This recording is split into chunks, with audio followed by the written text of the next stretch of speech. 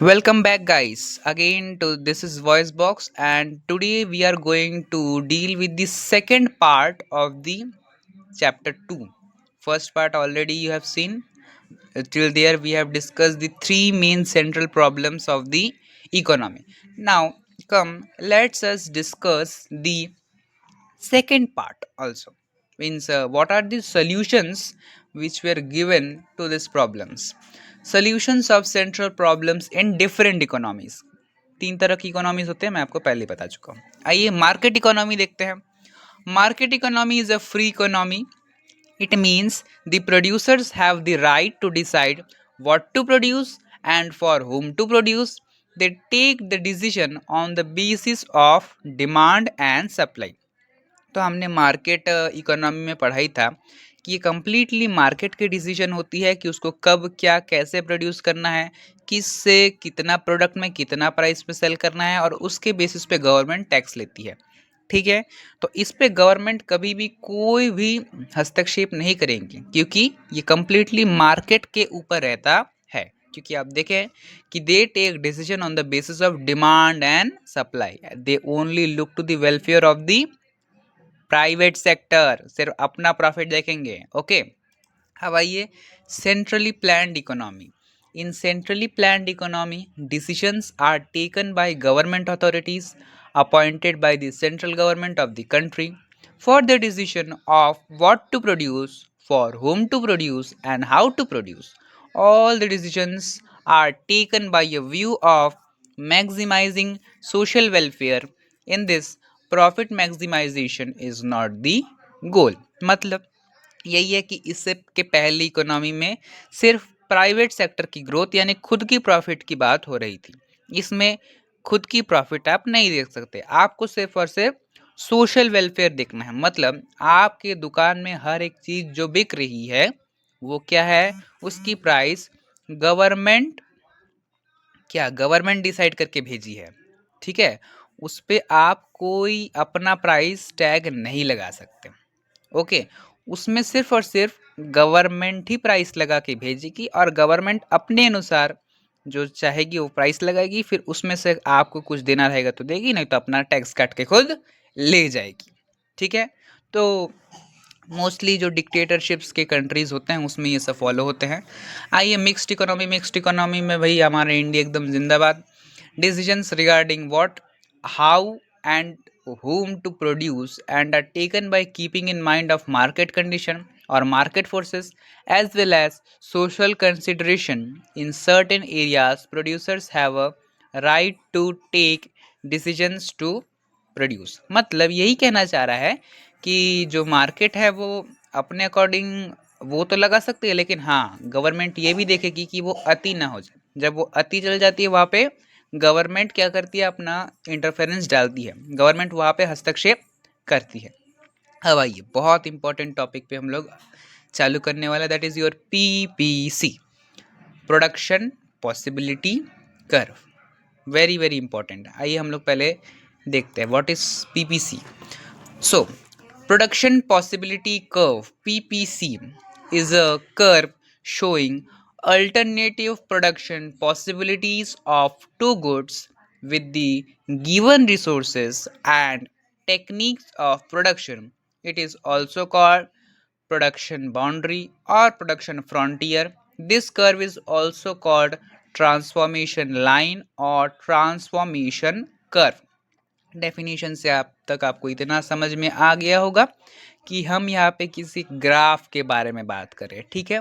तो देखिए खासकर इसमें हम लोग ये जो ग्राफ अभी बनेगा, पीपीसी ग्राफ अभी पढ़ोगे आप लोग, इसमें हम लोग हमेशा दो गुड्स की बात करेंगे जिसमें हमको एक गुड के प्रॉफिट के लिए दूसरे गुड को सैक्रिफाइस करना पड़ेगा.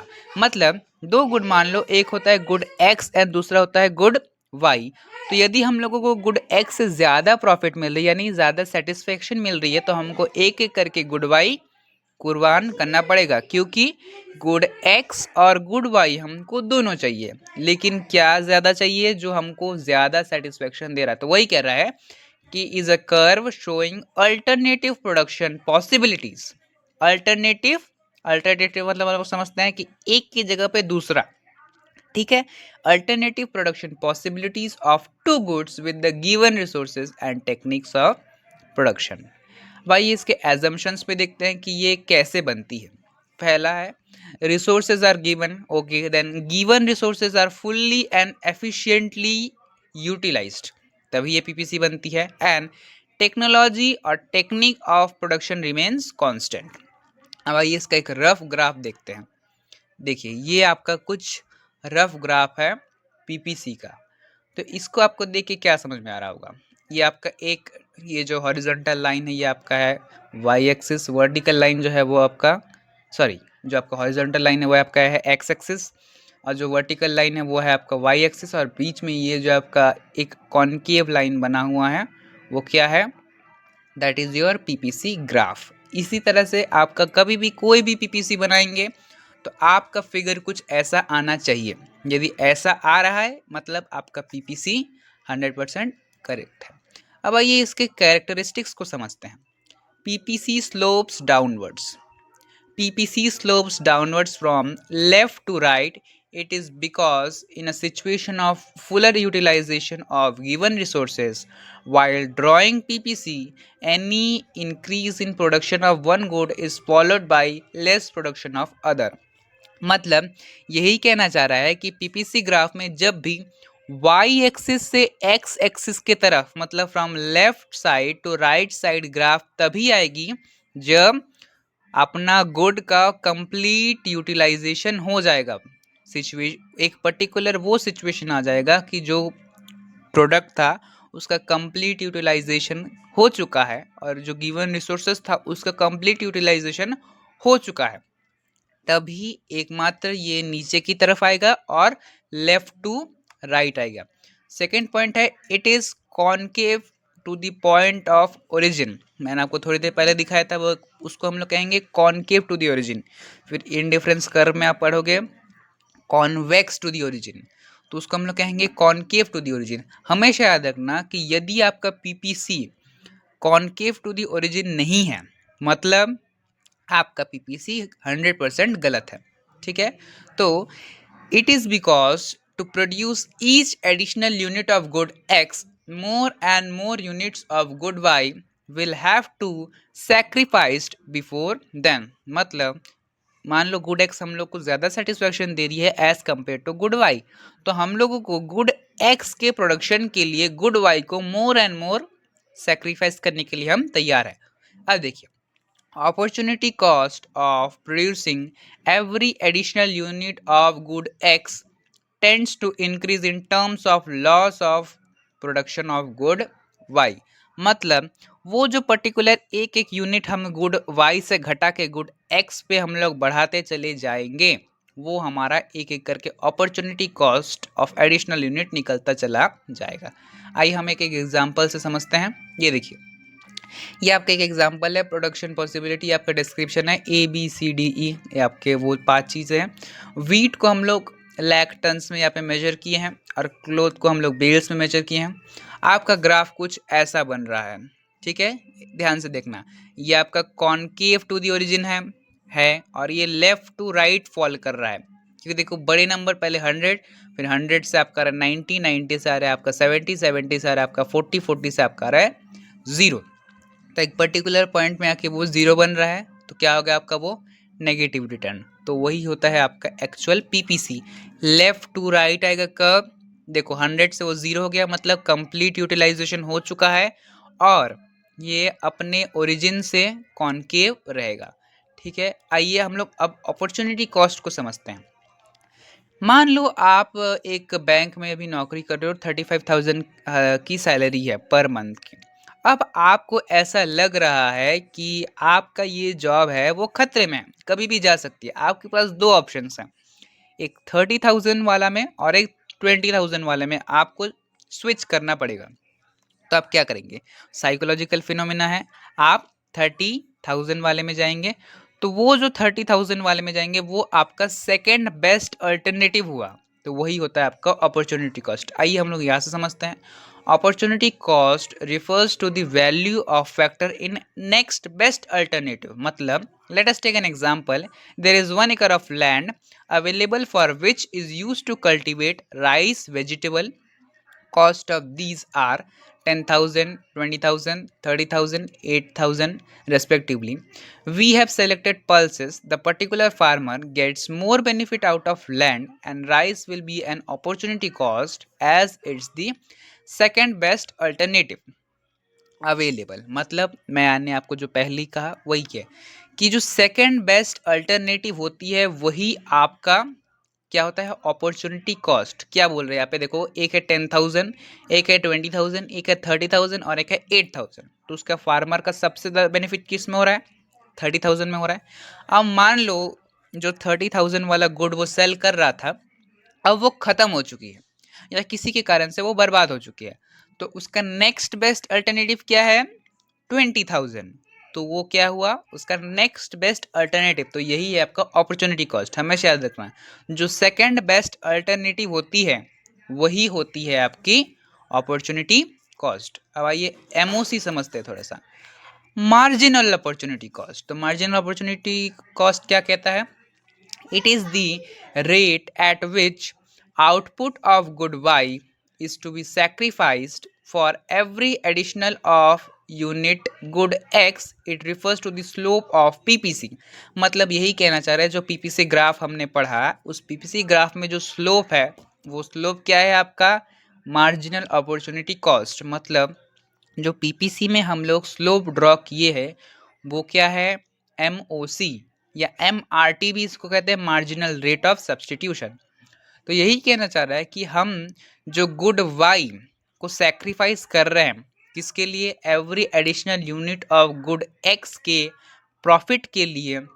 जो गुड वाई को हम लोग सेक्रीफाइस करते चले जा रहे हैं वही हमारा मार्जिनल अपॉर्चुनिटी कॉस्ट या marginal rate of substitution, sorry marginal rate of transformation MRT है, वही है. इसका फॉर्मूला है delta Y upon delta X means loss of output upon gain of output. मतलब जो गुड वाई है उसका लॉस और जो गुड एक्स है उसका गेन, इसको जब हम डिवाइड करते हैं तो हमारा MOC निकलता है. अच्छे से समझिए, जो गुड वाई है उसका लॉस और गुड एक्स का गेन, यही होता है आपका MOC. इसको हम लोग ये तीन तरीके से लिखते हैं. एक है आपका delta Y upon delta X, दूसरा आपका change in Y upon change in X. अब आइए एक न्यूमेरिकल देखते हैं. हम लोग को यहाँ पे एक टेबल गिवन है, ठीक है. हम लोग को इसका MOC निकालना है. तो देखिए आपको एकदम क्लियरली दिख रहा है, जो स्विंग मशीन है उसमें 0 1 2 3 4 5 है.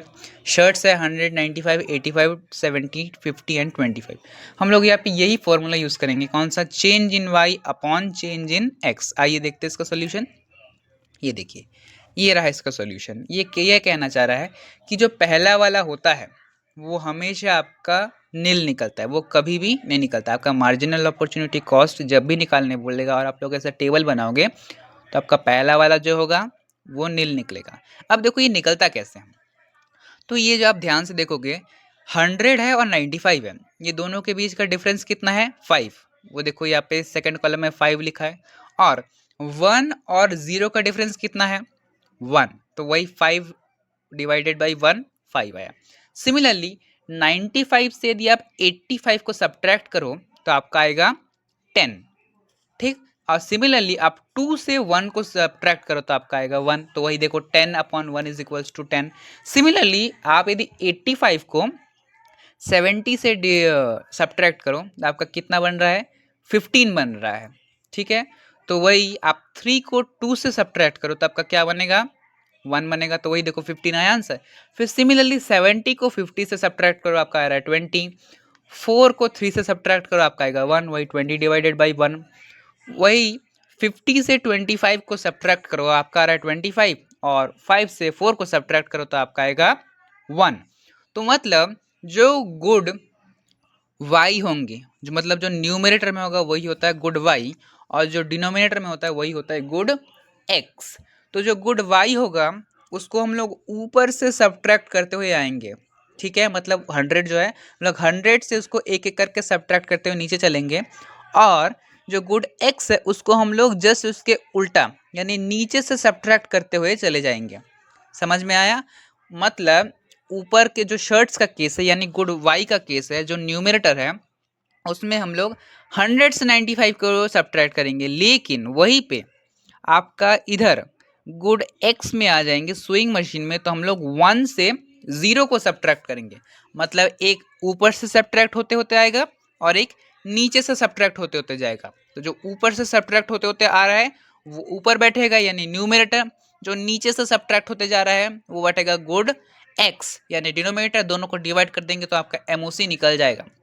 आपको कंफ्यूज करने के लिए कभी कभी एग्जाम में एमआरटी भी डाल सकता है। अब देखिए दूसरा क्वेश्चन देखिए, इसमें सिर्फ बोला है कि आपको 20 यूनिट्स का ही मार्जिनल अपॉर्चुनिटी कॉस्ट निकालना है। तो देखिए 20 यूनिट्स यहाँ पे है, ये देखिए प्रोडक्शन ऑफ व्हीट 20 दिख रहा है, तो ये 250 है। तो प्रोडक्शन ऑफ राइस चलिए निकालते हैं इसका कितना निकलेगा।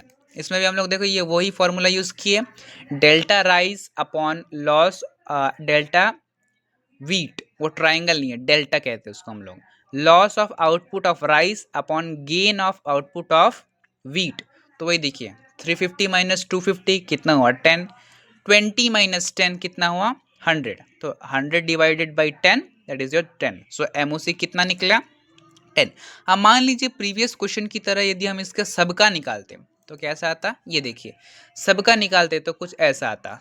फिर से देखिए 400 से 0 को डिवाइड करेंगे तो 0 ही बनेगा। 400 माइनस 350 आपका आएगा 50, और 10 minus 0 is equals to 10, so 50 divided by 10 is equals to 5। Similarly 350 को यदि हम लोग 250 से माइनस करेंगे तो आपका आएगा 100, and 20 minus 10 is equals to your 10, again 10। Similarly 250 minus 135 is equals to 115 divided by 10 is equals to 11.5, and 135 minus 0 is divided by 40 minus 30 is equals to your 13.5। हमेशा याद रखना जो जहाँ पे मतलब बड़े बड़े डिजिट्स दिख रहे हैं उसको हम लोग को ऊपर से सब्ट्रैक्ट करते हुए आना है। तो जो ऊपर से सब्ट्रैक्ट होते होते आएगा वही है आपका गुड वाई, और जो नीचे से सब्ट्रैक्ट होते होते चला जाएगा वो आपका हो जाएगा गुड एक्स। यानी टेबल में सीधी सीधी बात से ये पहचान कर लेना, जिस टेबल में सबसे नीचे आपको 0 दिख रहा है मतलब वो आपका क्या हो गया, वो आपका गुड वाई हो गया, ठीक। और जिसमें सबसे ऊपर में आपका 0 दिख रहा है वो क्या हो गया, गुड एक्स। या देखिए राइस के केस में 0 कहाँ पे है, सबसे लास्ट में है, मतलब ये आपका गुड वाई है, मतलब डेल्टा वाई। और एक्स के केस में एकदम नीचे मतलब एकदम ऊपर, तो ये क्या हो गया डेल्टा एक्स। तो आपका delta Y will be your numerator and delta X will be your denominator. इतना समझाने के बाद भी यदि आपको अभी भी लग रहा है कि नहीं हमको ये पर्टिकुलर चीज़ समझ में नहीं आया, आप कमेंट सेक्शन में ज़रूर पूछ सकते हैं।